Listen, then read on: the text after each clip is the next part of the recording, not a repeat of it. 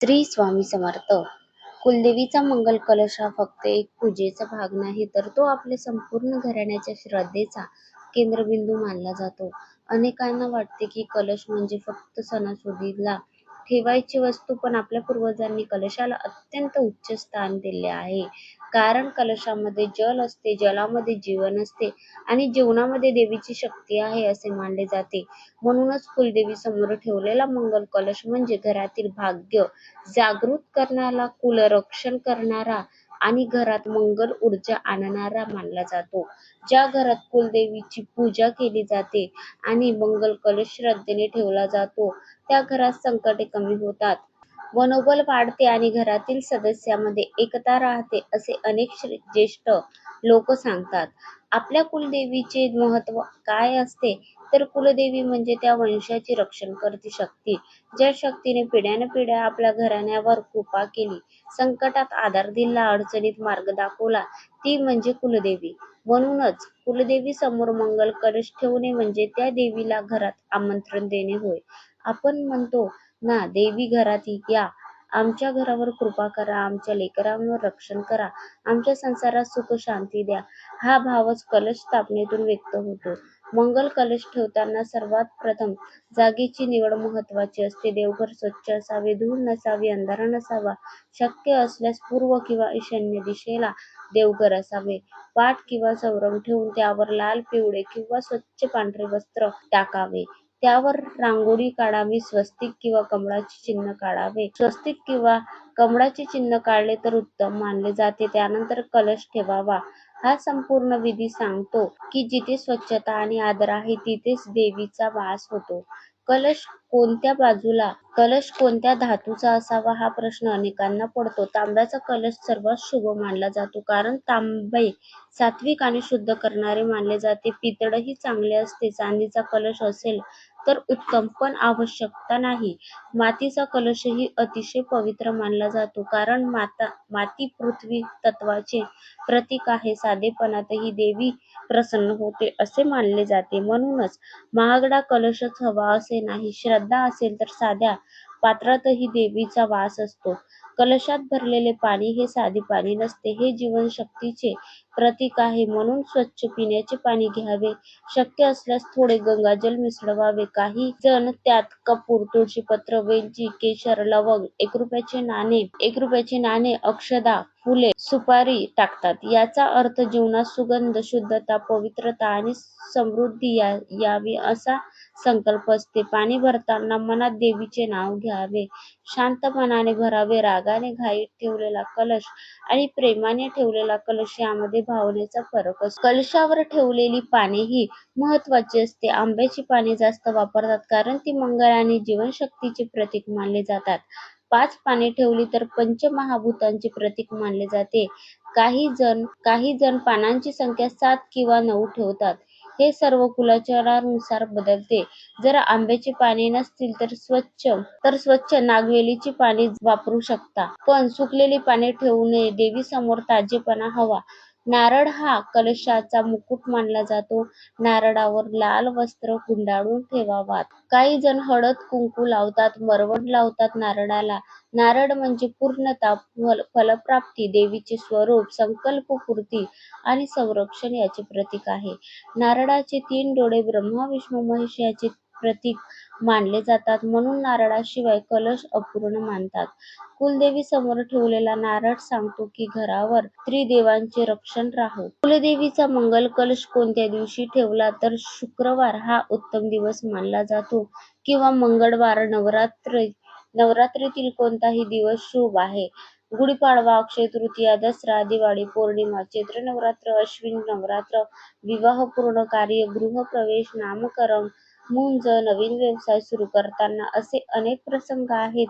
घरात नवीन सुरुवात असेल तर कलश स्थापना केली जाते, कारण जिथे प्रारंभ तिथे मंगल हवे. कलश ठेवताना संकल्प करावा, आमच्या कुलदेवी आमच्या घरावर कृपा ठेवा. घरातील मतभेद दूर करा. मुलांना बुद्धी द्या. व्यवसायात प्रगती द्या. आरोग्य द्या. वाईट नजर दूर करा. घरात प्रेम राहू द्या. हा साधा संकल्प पुरेसा आहे. मोठे मंत्र माहिती नसले तरी मनातील भावना पोचते असे मानले जाते. अनेक घरात स्त्रिया कुलदेवीचा कलश ठेवतात, कारण स्त्री हीच घराची शक्ती असते. आई, बहीण, पत्नी, मुलगी यांच्या हातून केलेली पूजा घरात शांतता आणते असे मानले जाते. स्त्रीच्या हातचा दिवा, तिने भरलेला कलश आणि तिच्या मनातील प्रार्थना हे घराला आशीर्वाद देतात असे जुने लोक सांगत असतात. शास्त्रानुसार म्हणून घरातील स्त्रीचा आदर करणे म्हणजे देवीचा आदर करणे होय. काही घरात कुलदेवीचा कलश ठेवला की वातावरण बदलते असे अनुभव सांगतात. घरात हलके वाटते, राग कमी होतो, बोलण्याचा गोडवा येतो, कामात लक्ष लागते, मन शांत होते. हे सर्व श्रद्धेमुळेही घडते. जेव्हा घरातील सर्वजण एकत्र येऊन देवीसमोर बसतात तेव्हा नात्यांमध्ये जवळीक वाढते. म्हणून पूजा म्हणजे फक्त धार्मिक कृती नाही, कौटुंबिक एकतेचे माध्यम आहे. कलशातील पाणी किती दिवसांनी बदलावे हे महत्त्वाचे आहे. रोज बदलू शकत असाल तर उत्तम, नाही तर शुक्रवार किंवा मंगळवार आठवड्यातून एकदा तरी बदलवावे. महिन्यातील अष्टमी येतात, अष्टमीला सुद्धा बदलवल्या जाऊ शकतात. पाणी खराब झाले असेल तर त्वरित बदलवावे. जुने पाणी झाडांना घालावे, तुळशीला द्यावे किंवा अंगणात शिंपडावे.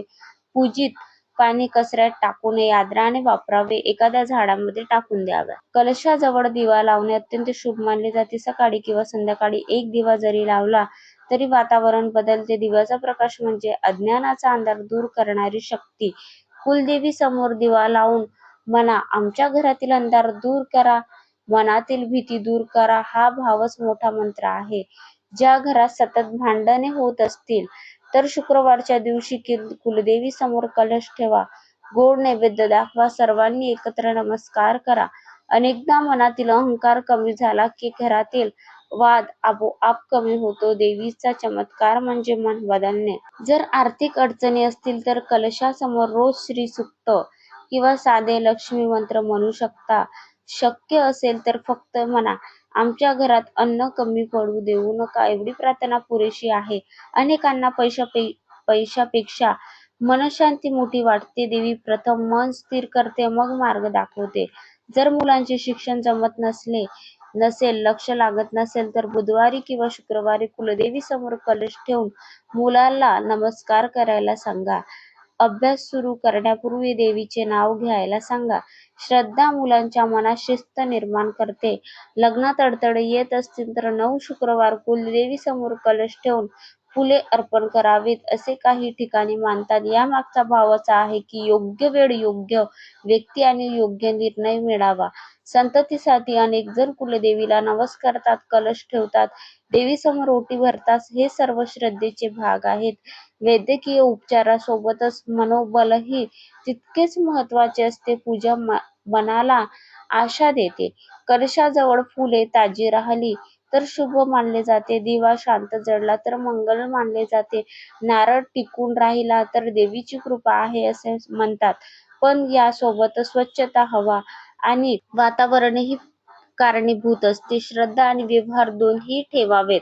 जर नारळाला कोंब फुटला तर अनेक जण शुभ संकेत मानतात.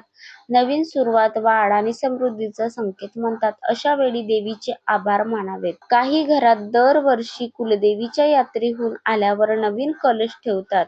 याचा अर्थ देवीचे स्वागत. काही घरात कुलधर्माप्रमाणे विशिष्ट महिना ठरलेला असतो. आपल्या घराच्या वडीलधाऱ्यांना विचारून कुलाचार जाणून घ्यावा. कुलदेवीचा मंगल कलश आपल्याला एक मोठा संदेश देतो. आपल्या मुळांना विसरू नका, पूर्वजांना विसरू नका. घरात आलेल्यांचा आदर करा, अन्नाचा आदर करा, आई वडिलांना मान द्या, स्त्रीचा सन्मान करा, स्वच्छता ठेवा, संयम ठेवा. हेच देवपूजन आहे. आजकाल लोक मोठे उपाय शोधतात, पण खरा उपाय साधा आहे. घरात प्रेम ठेवा, देवघरात दिवा लावा, दिवा ठेवा रोज, कुलदेवीचे नाव घ्या, गरजूंना मदत करा, बोलण्यात गोडवा ठेवा. अशा घरात कलशाशिवाय देवीचा वास असतो. जर तुम्ही आज कुलदेवीचा मंगल कलश ठेवणार असाल तर शांतपणे तयारी करा. स्नान करा, स्वच्छ कपडे घाला, देवघर स्वच्छ करा, पाटावर वस्त्र अंथरा, कलश ठेवा, पाणी भरा, पाने ठेवा, नारळ ठेवा, दिवा लावा, फुले वाहा, हात जोडून म्हणा, आमच्या घराचे रक्षण करा. एवढेच पुरे. पूजा झाल्यावर प्रसाद वाटा, घरातील सर्वांनी मिळून घ्या. एकत्र प्रसाद खाल्ल्याने नात्यात गोडवा वाढतो. शेवटी लक्षात ठेवा, कुलदेवीचा मंगल कलश हा वस्तू नाही, तर भावना आहे. तो आपल्याला जोडतो, घरात स्थैर्य देतो, मनाला आधार देतो, संकटात धैर्य देतो, आनंदात नम्रता शिकवतो.